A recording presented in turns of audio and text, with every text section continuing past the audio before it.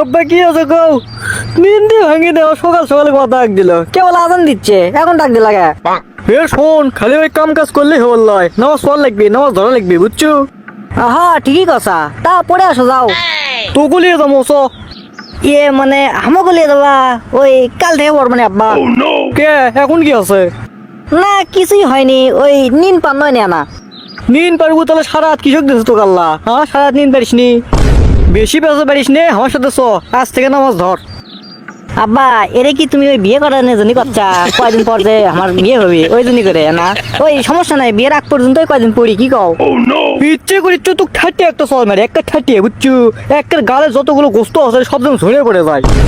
আব্বা আমি কি এমন ভুল কথা কোনো, আমি তো নামাজ পড়বাই যাচ্ছি।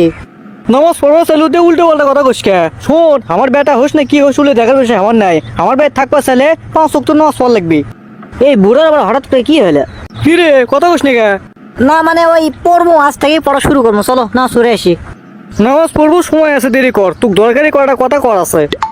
আবার কি কথা কবা?